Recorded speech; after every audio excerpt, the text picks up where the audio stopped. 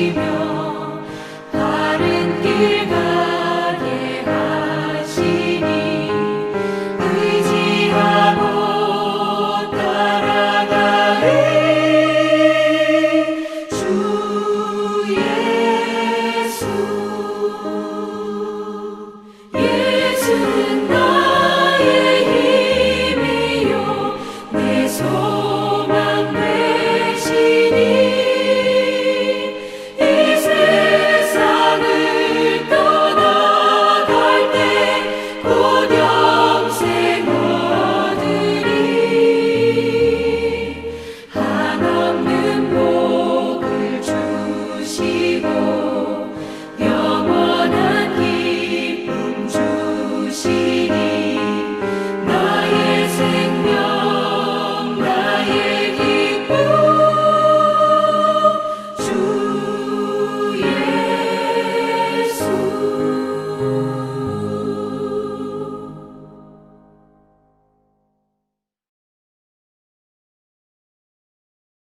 저는 천주교 신자였지만 교회에 다니는 남편을 만나 교회에서 결혼을 하고 권사님, 장로님이신 시부모님 의견을 따라 개종도 하고 교회에서 결혼도 하였습니다. 하지만 저는 교회라는 곳이 정말 불편하였고 교회의 언어나 분위기 모든 것이 싫었습니다. 사실 교회에 대한 좋지 않은 인식이 아주 많았습니다. 교회에 다니는 친구나 주변 지인들이 기도해 줄게 라고 이야기하면서도 뒤에 소위 뒷담화라는 것을 하는 것을 보고 많이 놀랐고, 그 기도나 은혜라는 것은 그냥 그들의 입에 발린 말이구나 라고 생각을 많이 했던 것 같습니다.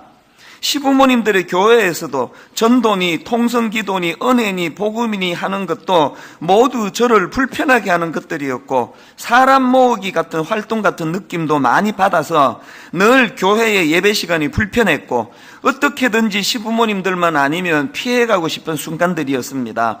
교회 어른들이 목사님이나 서로를 정죄하는 모습도 많이 보이고 여러 팔을 이루어 서로를 질책하다가도 만나면 울면서 서로 중보기도해 주시는 것을 보고 참 교회라는 것이 이중적이고 기도라는 주문으로 퉁칠 수 있는 곳은 아닌가 부정적인 생각이 가득했던 것을 고백합니다. 이렇게 시집 와가지고 이제 개신교로 바꾸었더니 거부감만 막 계속 쌓이는 겁니다. 그랬더니 또 그 다음 한번 들어보십시오. 유산을 경험하여 울고 있는 저에게 한 교회분이 하나님을 믿기 시작하면 고난을 주시는 거예요. 기도하기를 원하셔서. 이렇게 말하는 순간도 마음을 닫게 만들었습니다. 그저 얼마나 마음이 아프니? 라고 물어주길 원했지만 고난을 이기는 것은 기도라고 말해주는 것이 다 헛소리처럼 느껴졌고 그들의 입에서 나오는 늘 듣던 기도의 말이라고 생각하고 귀를 열고 싶지도 않았습니다. 이렇게 이제 부정적인 생각이 점점 쌓여가다가 이제 이분이 결정적으로 교회를 떠나게 되는 그런 이제 계기가 있는데요. 첫째 아이가 초등학교 2학년 때 다니던 교회 언니들에게 괴롭힘을 당하고 제가 들어보니까 그냥 조금 시달린 정도가 아니고요. 이 아이가 얼마나 상처와 충격을 받았던지 그 일 때문에 1년 가까이 심리 치료를 받을 정도로 아이가 힘든 상황이 벌어진 겁니다.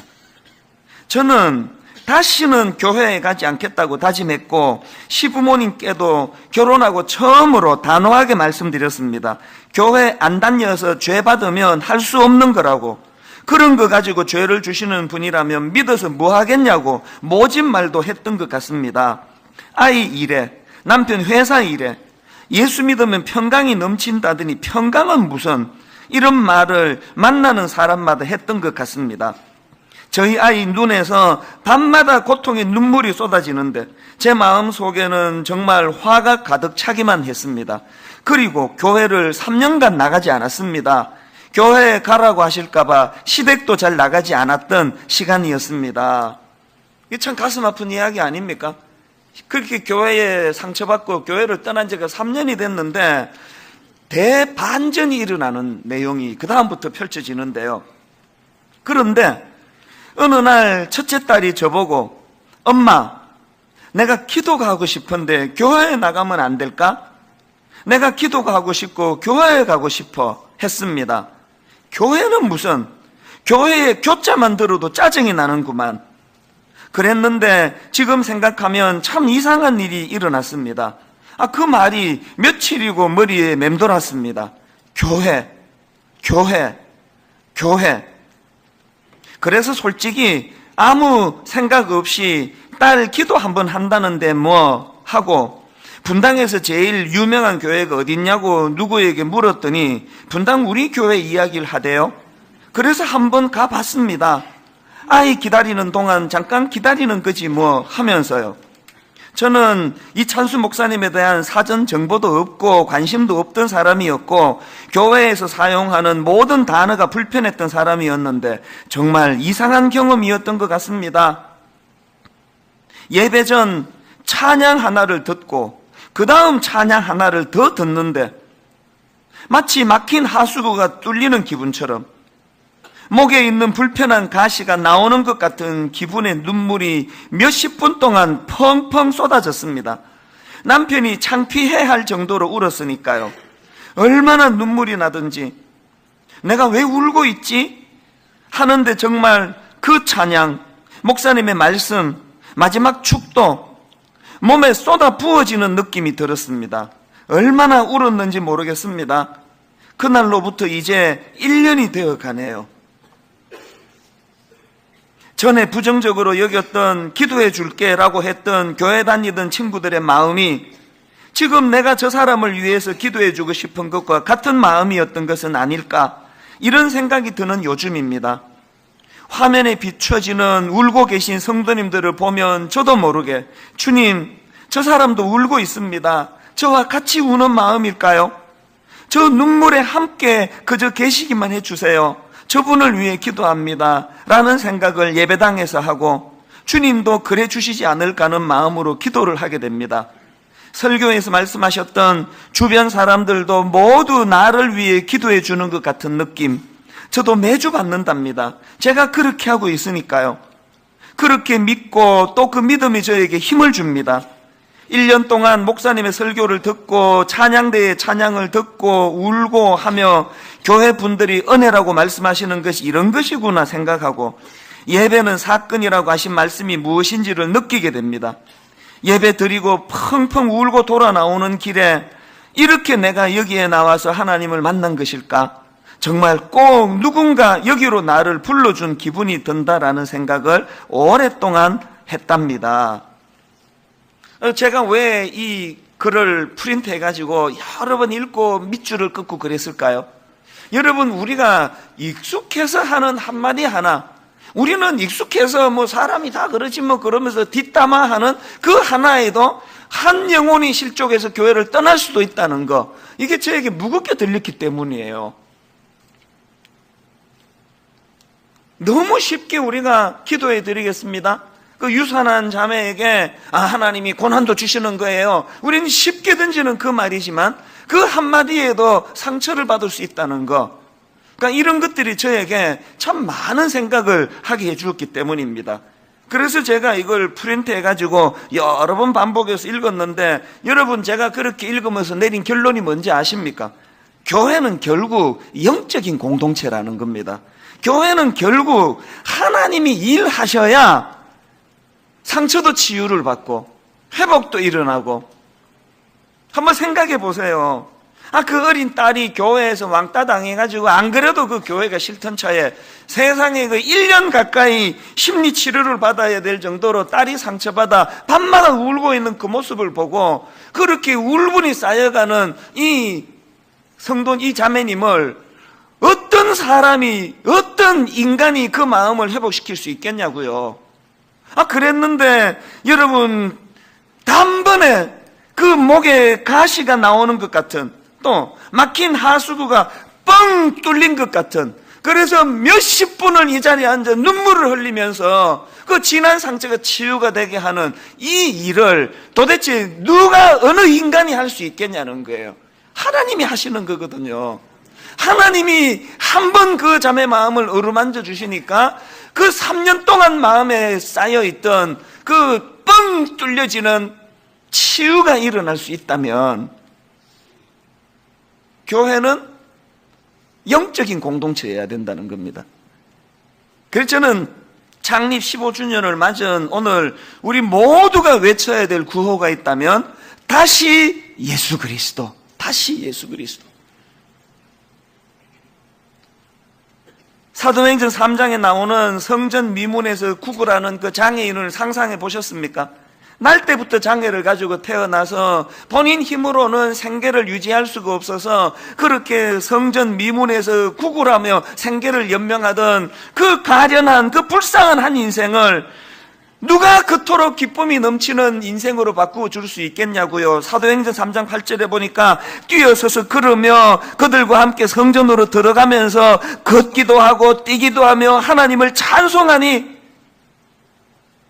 그 가련한 한 인생이 너무너무 기뻐 춤을 추며 그렇게 행복에 겨워 기뻐 뛰는 그 모습이 너무 아름다워가지고 지나가던 사람들이 다 그것을 보면서 10절에 보니까 그가 본래 성전 미문에 앉아 구걸하던 사람인 줄 알고 그에게 일어난 일로 인하여 심히 놀랍게 여기며 놀라니라. 이런 광경이 어떻게 가능할까요? 또 왜 오늘 교회 안에 이런 기쁨의 장면이 왜 잘 나타나지 않을까요?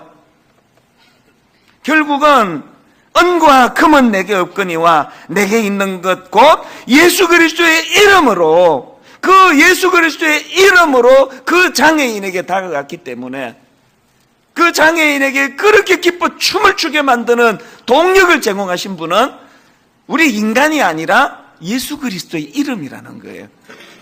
그래서 여러분 15주년을 맞은 오늘 분당 우리 교회는 다시 회복해야 되는 것, 예수 그리스도의 이름입니다.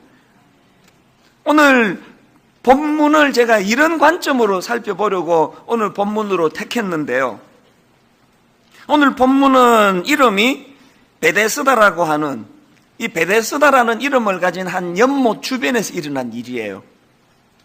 그 베데스다라는 연못 주변으로 이런저런 병을 가진 환자들이 막 원근각처에서 몰려들고 있는 상황이에요. 왜 몰려드느냐 하니까 소문이 들려지는데 천사가 한 번씩 그 베데스다 연못을 이렇게 그냥 동하게 하면은 그때 제일 먼저 연못으로 뛰어드는 병자는 어떤 병이든지 다 낫는다 그러더라. 그 소문을 듣고 이제 신락 같은 희망을 가지고 병자들이 모여든 거예요. 막 모여들어 있는 배경이 오늘 본문인데요. 제가 이제 이 본문을 프린트해 가지고 들고 다니면서 여러 차례 읽으면서 계속 읽다가 보니까 이 제 머릿속으로 이 본문이요 딱 두 그림으로 나뉘어지는 거예요.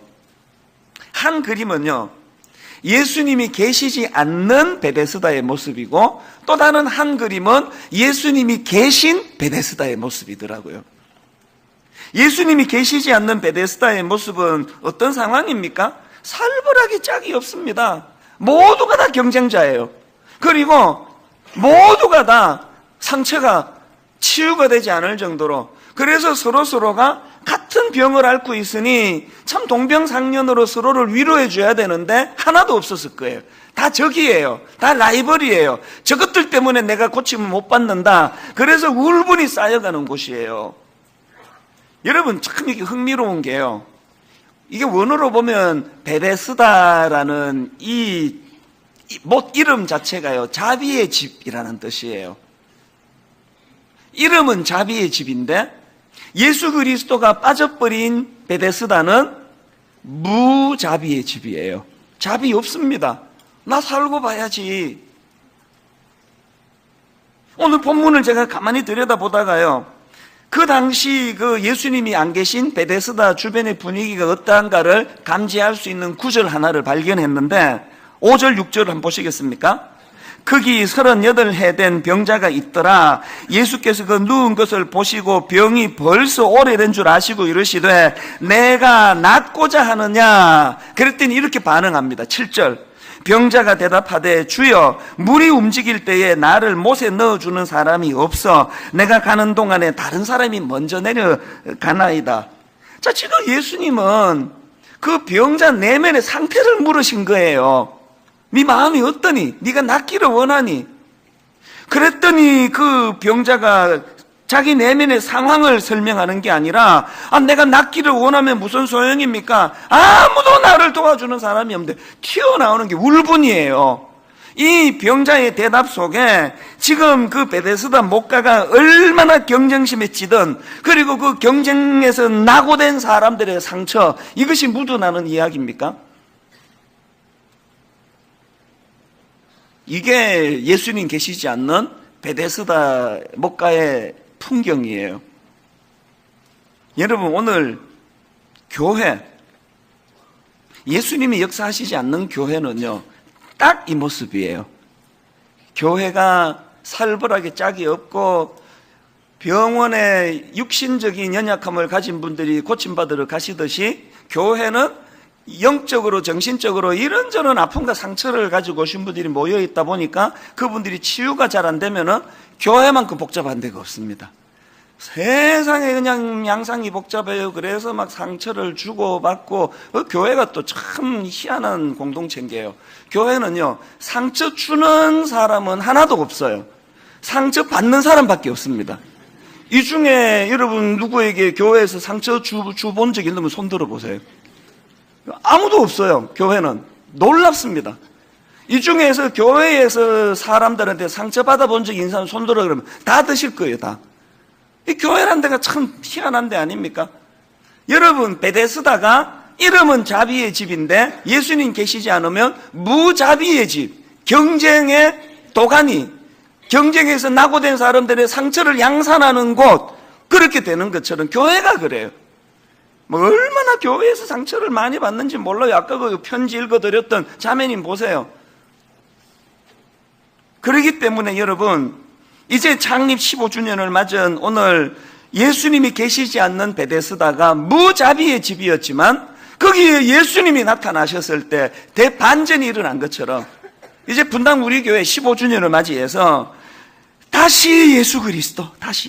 그래서 여러분, 담임 목사가 15년 동안 교회를 이끌다 보니까 점점 그 중요한 인물이 돼가지고 제가 너무 중요한 인물이 돼버렸다면 사표 내라 이런 것 말씀하지 말아주시면 역할을 좀 줄여야 돼요. 제가 너무 중요하지 않도록, 담임 목사가 너무 중요해지지 않도록 제 역할을 좀 줄이고, 다락방을 진행하는데 그 순장님의 역할이 막 너무 강력하셨다.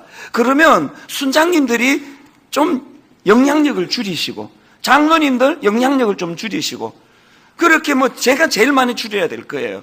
모든 인간들이 교회 안에서의 행사하는 영향력을 다 조금씩 줄이고, 그 대신에 다시 예수 그리스도가 높임을 받으시고, 예수 그리스도가 영향력을 행사하시고, 예수 그리스도가 계시는 베데스다를 만드는 꿈, 이게 15주년에 우리가 외쳐야 될 다시 예수 그리스도입니다. 저는 분당 우리 교회가 이름만 베데스다, 자비의 집이지 무자비한 교회가 되는 걸 원치 않기 때문에 분당 우리 교회는 예수님이 계시는 베데스다가 되기를 주님 이름으로 간절히 소원합니다. 자, 그렇다면은 예수님이 계시면은 회복되는 것, 어떤 것들이 회복될까요? 몇 가지로 제가 정리를 해봤는데요. 첫째로요, 여러분, 예수님이 계시면 회복되는 것, 첫째가 예수님의 능력이 회복됩니다. 치유의 회복이에요. 치유의 회복. 저는 오늘 본문의 결론 말씀이 너무 좋습니다. 8절 9절 예수께서 이르시되 일어나 내 자리를 들고 걸어가라 하시니 그 사람이 곧 나아서 자리를 들고 걸어가니라. 만약에 중간에 예수님 위로도 해주고 등도 두드려주고 밥도 사드리고 다 했는데 그 38년 된 장애인은 여전히 절망 가운데 그 자리에 주저앉았더라. 이렇게 본문 8절 9절이 끝났다면요, 이거는 오늘 본문으로 사용하면 안 되는 말씀이에요. 중요한 거는 회복이에요, 회복. 어쨌든 간에 그 절망했던 38년 된 병자가 예수님의 능력을 경험해서 치유가 됐더라. 그래서 저는 그 마음을 가지고 15주년 우리끼리 떡 해먹고 이게 중요한 게 아니고요. 오늘도 예배 가운데 이 38년 동안 절망과 우울, 답답한 마음 속에 있었던 이 38년 된 병자같이 오늘 이런저런 실패 때문에 이런저런 경쟁에 낙오하고 우리 아이들이 세상의 그 경쟁에 어릴 때부터 상처받고 마음에 그런 치유되지 않은 상처가 있었던 분들이 오늘 다시 예수 그리스도 그분이 이 예배를 주관하심으로 말미암아 그 38년 된 병자처럼 그리고 또 처음에 편지 읽어드렸던 그 자매님처럼 단번에 여러분 내면의 상처가 치유되는 사건이 일어나는 예배가 되기를 바랍니다. 이게 일어나지 않으면 그게 교회가 교회를 할 수 없는 거 아닙니까? 저는 이 본문을 읽으면서 마태복음 17장에 나오는 한 사건이요, 예수님이 세 제자만 데리고 변화산으로 가세요. 베드로, 야고보, 요한 이 제자를 데리고 변화산에 가셨다가 이제 내려오시는데, 제자들이 있는 곳으로 내려오시는데 예수님이 딱 맞닥뜨리는 사건이 하나 있는데 그게 마태복음 17장 15절입니다. 주여 내 아들을 불쌍히 여기소서. 그가 간질로 심히 고생하여 자주 불에도 넘어지며 물에도 넘어지는지라. 그 낙심한 아버지가 16절에서 내가 주의 제자들에게 데리고 왔으나 능히 고치지 못하더이다. 여러분, 이게 예수님이 부재한 제자들의 현실이에요. 여러분, 이게 예수님이 역사하지 않으시는 교회의 모습이에요. 능히 고치지 못하더이다. 그랬는데 예수님이 다시 복귀하시면서 대반전이 일어나는데요, 17절 18절 예수께서 대답하여 이르시되 믿음이 없고 패역한 세대여, 내가 얼마나 너희와 함께 있으며 얼마나 너희에게 참으리요. 그를 이리로 데려오라 하시니라. 이에 예수께서 꾸짖으시고 귀신이 나가고, 결론 아이가 그때부터 나으니라. 이게 오늘 본문에서 곧 나아서 자리를 들고 걸어가니라 같은 상황 아닙니까? 여러분, 오늘 우리 시대야말로 우리 자녀들이 불에도 넘어지고 물에도 넘어지는 혼미한 상황 그 자체 아닙니까? 저는 목사인데도 불구하고 우리 새아이들이 자라가면은 정말 제 마음이 혼미해요. 얘들을 내가 어떻게 도와야 될지, 어떻게 지도를 해야 될지 막막하기 짝이 없습니다. 오늘 온 나라가, 온 시대가 물에도 넘어지고 불에도 넘어지고 가치관도 없고 말로도 할 수 없는 혼미한 시대이기 때문에, 여러분, 오늘 이런 시대이기 때문에 우리 모두가 다 구해야 되는 것, 하나님이 물에도 넘어지고 불에도 넘어지는 이 혼미한 우리 아들이, 우리 딸이 교회를 통해서 좀 치유가 일어나기 원합니다. 인생의 목표가 설정이 되고 이 혼란한 세상 속에도 중심을 가진 신앙인으로 자라도록 하기 위해서는 분당 우리 교회가 예수님이 계신 베데스다가 되어야 된다는 거예요. 그런가 하면 두 번째로 예수님이 계시면 회복되는 그 하나 더 있는데요, 예수님의 마음이 회복이 되는 거예요. 그게 긍휼입니다. 긍휼. 5절 6절 한번 보십시오.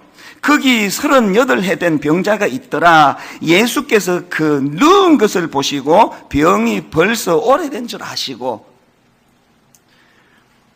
여러분, 사람은요, 자기 생각이 머무는 거기에 눈길이 가게 돼 있는 거예요.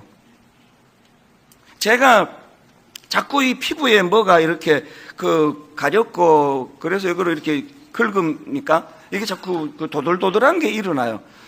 그러면은요, 이게 이제 병원에 가야 되겠구나, 그렇게 생각하고 집에서 교회까지 걸어가다 보면요, 생전에 처음 보던 피부과가 왜 이렇게 많이 눈에 띄는지 몰라요. 우리 동네에 피부과가 이렇게 많은지 처음 알게 되는 거예요. 왜? 관심이 가는 그곳에 눈길이 가거든요. 학자들이 말하기를 오늘 본문은 6월절이래요. 축제예요. 수많은 사람들이 쏟아져 나와가지고 서로 기쁨을 나누는데, 사람들이 바글바글 거리는데 예수님의 눈길이 38년 동안 고침을 받지 못해 병이 오래된 그 환자에게 주님의 눈길이 가신다. 이게 뭘 의미하겠습니까?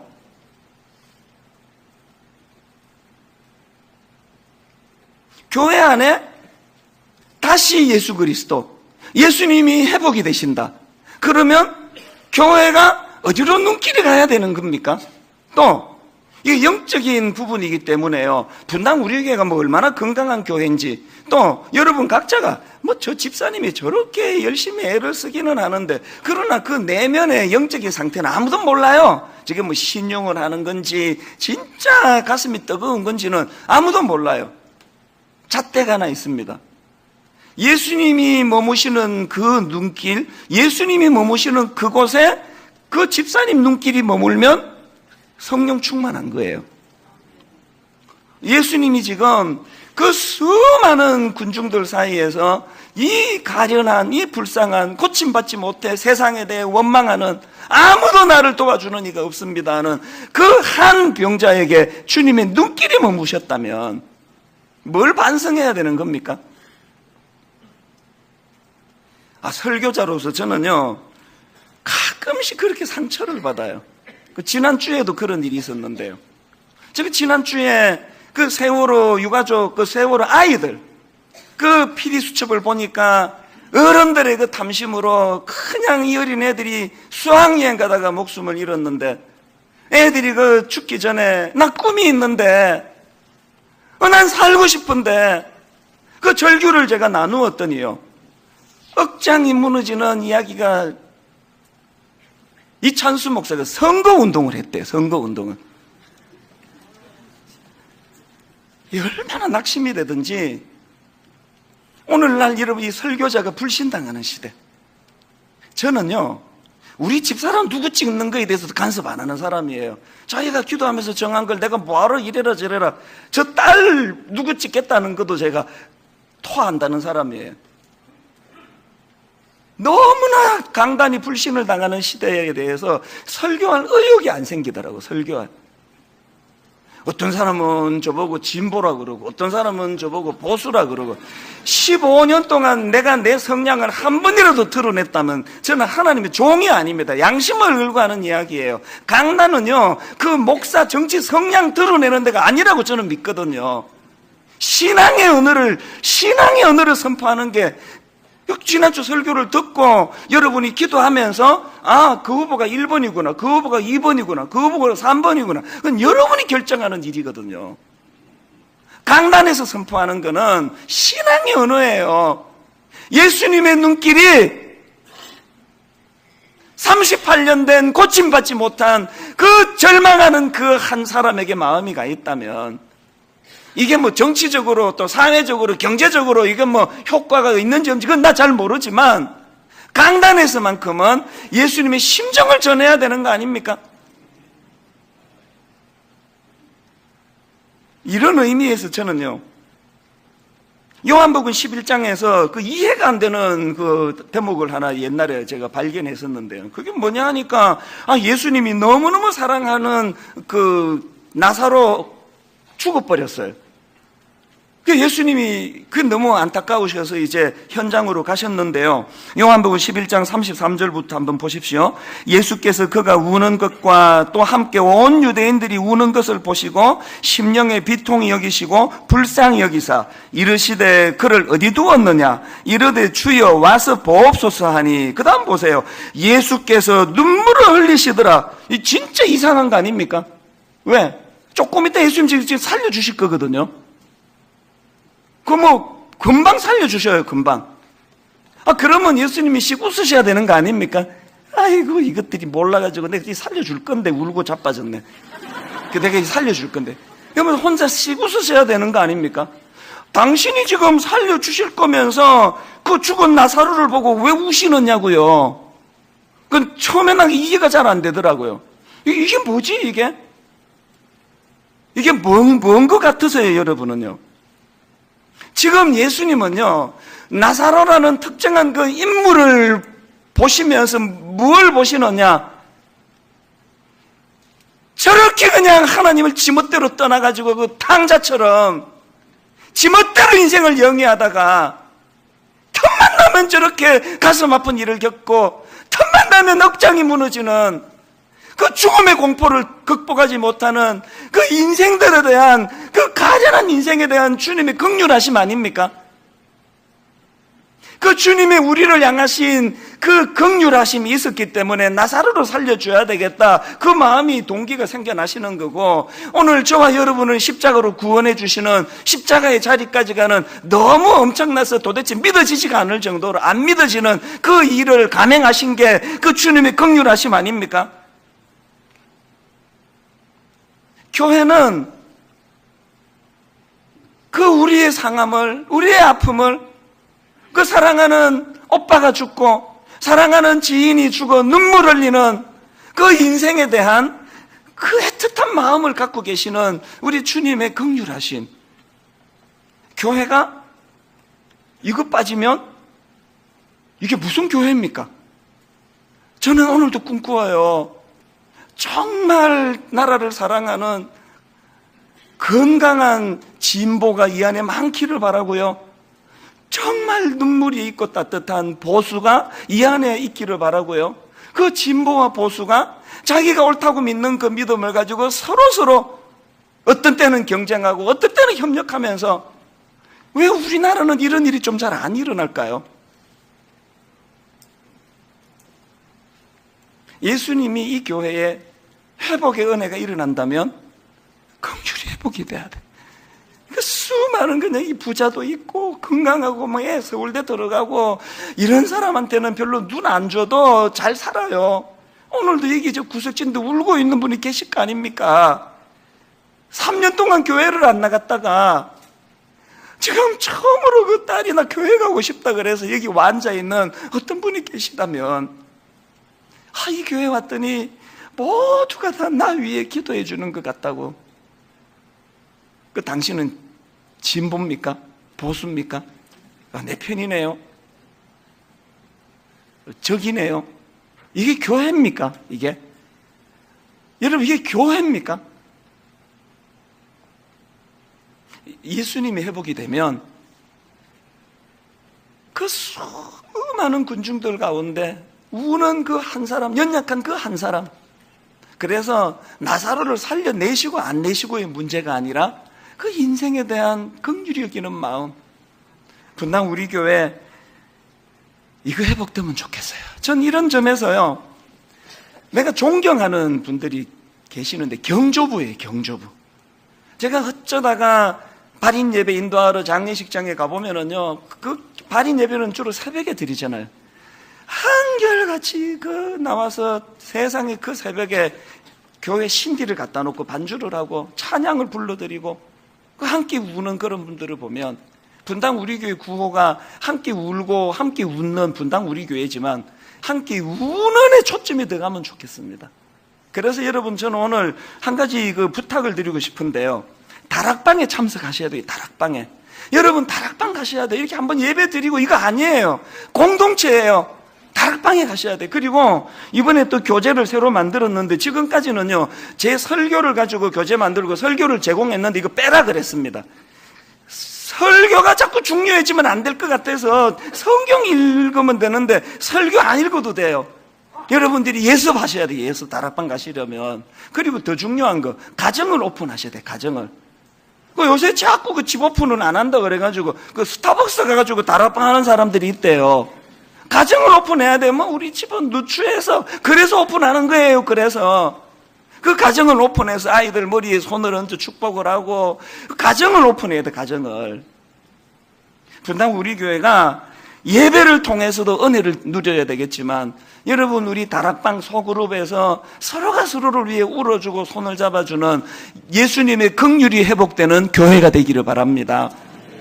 마지막 세 번째로요, 예수님이 계시면 회복되는 게 하나 더 있습니다. 예수님 주시는 꿈, 의욕이 회복된다는 사실입니다. 6절에 보니까 예수께서 그 누운 것을 보시고 병이 벌써 오래된 줄 아시고 이러시되 내가 낫고자 하느냐. 세상은요 이런 거 안 물어요. 그냥 기능만 살아나면 돼요. 고쳐 주면 끝이에요. 이게 예수님과 세상의 결정적인 차이예요. 예수님은요 그 사람의 육신이 고침받는 것에도 관심이 있지만 그 과정에서 그가 상했어야 될 그 내면의 상한 마음, 그 아픔, 38년 동안 고침받지 못해 의욕이 꺾여버리고 내 인생은 그저 이제 뭐 꿈도 없고 희망도 없다고 하는 이 38년 된 병자의 내면을 치유해 주시기 원하시는 주님. 이제 다음 주일날 우리가 자녀들과 함께 예배를 드릴 예정인데요. 자녀들과 함께 예배를 드리면서 제가 이제 어떤 설교를 해야 될까, 아이들에게, 어른들에게, 그러면서 이제 몇 주 전서부터 본문을 살피고 있는데, 지난 금요일이에요. 금요일 새벽에 이제 제가 말씀을 준비하다가 보니까, 개척 초기에 우리 교회에서 특별 새벽 부흥회 하면은요, 그때는 좀 과장하면은 어른 반, 애들 반이었습니다. 세상에 그 자는 애들 다 담요 데리고 와가지고 3살, 2살 꼬맹이부터 중학생, 고등학생 다 와가지고 했는데, 교회가 자꾸 커지면서 뭐 어른 올 때도 없는데 애들이 안 오기 시작한 게 지난 금요일에 너무 마음이 아프더라고요.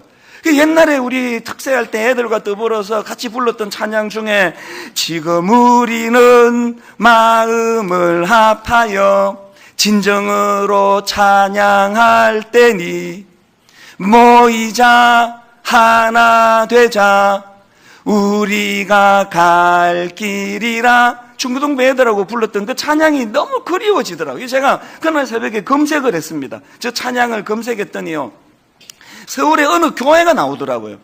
그 보니까 그 어른 예배 같은데요, 대예배 같은데 이쪽에 한기퉁에 중고등부 애들이 이제 특송을 하는데 이 찬양을 부르는데요, 새벽에 보니까 눈물이 나더라고요. 저 아이들이요, 우리의 젊음 모두 다해 주님을 찬양하며 온 세상에 주의 사랑 전하리라. 일어나 새벽을 깨우리라. 의욕을 말하는 거 아닙니까? 왜 이렇게 눈물이 나는 이유가요, 오늘 여러분 엿새 동안 아이들 꿈을 짓밟아버리는 나라, 세상에 애들 꿈 이렇게 작정하고 짓밟는 나라가 우리나라 말고 또 있을까요? 등수를 가지고 니는 1등, 니는 꼴찌. 그날 왜 제가 가슴이 먹먹했냐 하니까 화면으로 그 애들 얼굴을 비춰주는데요, 누가 전교 1등 하는지 누가 꼴찌 하는지 아무도 모르겠어요. 1등도 없고 꼴찌도 없고 모두 다 주님 앞에서 일어나 새벽을 깨우리라 꿈을 이야기하고 꿈을 노래하는데, 하나님 다음 주일날 분당 우리 교회에서도 이런 역사가 일어나게 해주시기 원합니다.